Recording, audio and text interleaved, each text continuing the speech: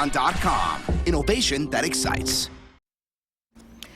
Now at 5:30, a fallen Nicholasville police officer will be laid to rest today as his community mourns him and remembers his life. Also on WKYT this morning, a man accused of stealing thousands of dollars worth of bourbon in Franklin County will be heading to court today. A woman is recovering at UK hospital this morning after a man stabbed her while trying to rob her. We'll have the latest on the investigation. Tracking, alerting, protecting. This is WKYT This Morning.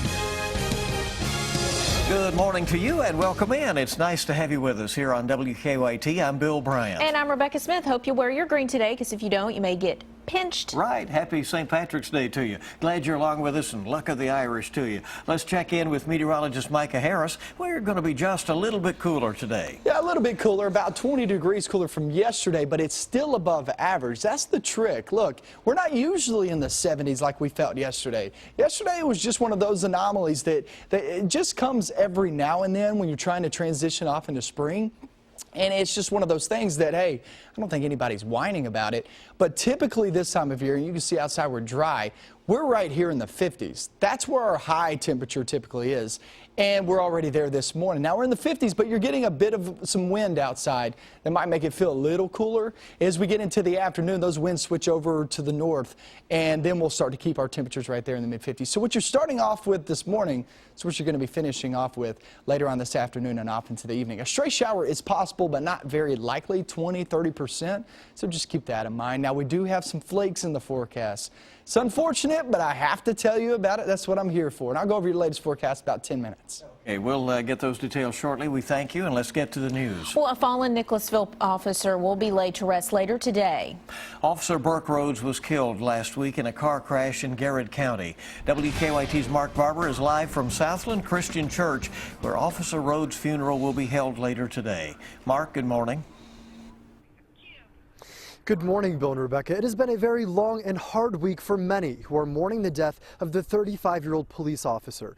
The funeral for the 8-year veteran of the Nicholasville Police Department will be here at Southland Christian Church here on Harrisburg Road at 12 o'clock this afternoon. Officer Burke Rhodes was killed 7 days ago in a 3-car crash at the Jessamine-Garrett County line. Vehicles in his funeral procession will leave around 1:30 p.m. from Southland Christian Church and will turn right onto Brandon Road. From there, they will turn right onto US 27. The procession will go on to Main Street, where vehicles will turn left, passing the Nicholasville Police Department. Traffic is expected to be heavy, and vehicles heading outbound on Nicholasville Road in Lexington will be diverted to Manowar Boulevard westbound toward Harrisburg Road or to Manowar Boulevard eastbound toward Tate's Creek. Business owners who are closing their stores during the procession say they hope everyone in the area won't worry about the traffic, but instead will stop and take a moment to honor the fallen officer. And everybody kind of knows everybody here, and we just wanted to pay our respects to him and his family and Nicholasville Police Department. From the police department, the funeral procession will then merge back onto US 27 until it comes to Officer Rhodes' final resting place, Camp Nelson National Cemetery. Live in Jessamine County, Mark Barber, WKYT. A man accused of stealing thousands of dollars worth of wild turkey bourbon will be back in court today. The Franklin County Sheriff's Office says Gilbert Kurtzinger had 5 barrels of wild turkey bourbon stashed in his backyard. Kurtzinger was an employee with Buffalo Trace. Police say they're looking for another suspect who works at Wild Turkey. New this morning, a woman is recovering at UK hospital after she was stabbed during an attempted robbery. Lexington police tell us around 1 o'clock this morning the woman showed up at a nearby restaurant asking for help. And WKYT's Hillary Thornton is live from the White Castle where the woman showed up after that attempted robbery. Hillary, good morning. Good morning. Investigators say the victim had just gotten food here at the White Castle on the corner of New Circle Road and Bryan Station when she then walked a short distance down the road and sat down on a hillside to eat when she was then attacked. The victim told officers she had a fight with her boyfriend who had walked on down the road when a gold Jeep pulled up next to where she was eating. Police say 2 men got out of the car and tried to rob her, and she then got into a shouting match with the 2 men. That is when police say one of the men then pulled out a knife and cut her in the neck. Her boyfriend, who was on down the road, heard the commotion and saw the fight when he looked back. Police say he then ran back to try and help. Meanwhile, the victim told officers one of the men threw her down the hillside, and while on the sidewalk, he took out his knife again and stabbed her in the leg. Police say her boyfriend then brought her back here to the White Castle and then took off to try and catch the two men. She had basically came in there when she was injured to get away from the assailant, and there was some blood on the floor in there where she was injured, and she's been taken to UK Medical Center for treatment. Now, she was taken to UK hospital with what we are told are non-life-threatening injuries. Police are continuing to investigate and say they are looking into all angles, trying to figure out what was behind this attack. At this point, they say they do not believe it is drug-related. Live in Lexington, Hillary Thornton, WKYT. Hillary, thank you very much. 5:35 on WKYT. A mystery continues this morning in southern Kentucky as investigators try to identify some human remains found near a pond. The Whitley County Sheriff says two fishermen found a human skull Sunday off Happy Hollow Road, and investigators later found some other remains. The sheriff tells us investigators are comparing dental records to missing persons cases throughout the area. The cranium, which houses your teeth and the lower jaw, was recovered. And in those, there's 3 teeth missing, and those were prior to death. This is what we're working with. The state medical examiner's office will look at the remains. The sheriff says his office has received calls from other law enforcement agencies asking if the remains match their missing person reports. TSA agents will be at Bluegrass Airport today to demonstrate how travelers can safely take firearms with them when taking a flight. TSA agents say the number of firearms at security checkpoints is on the rise across America. Last year, agents found more than 2,000 firearms at checkpoints. That's a record number. 3 have already been found at Bluegrass Airport just this year.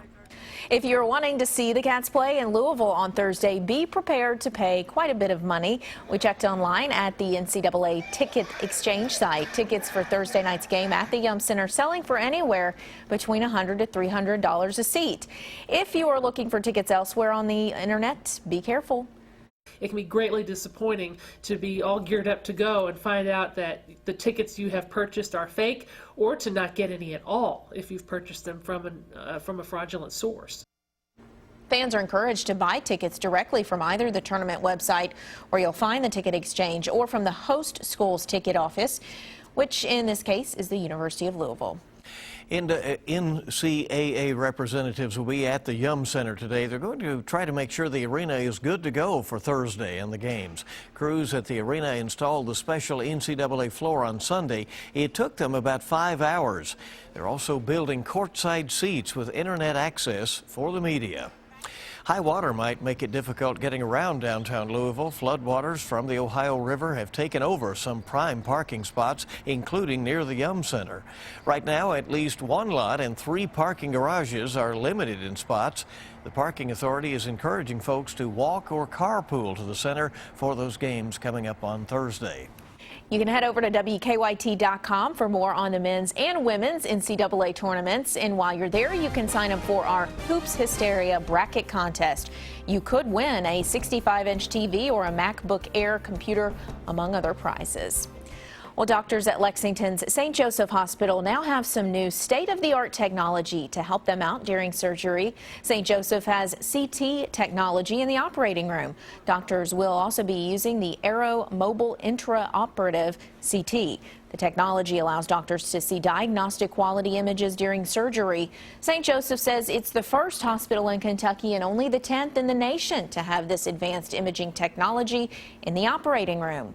This is really the best there is right now. It's the best picture and the most accurate as far as the navigation system goes. The navigation system is basically what allows us to see our instruments in real time on a CAT scan.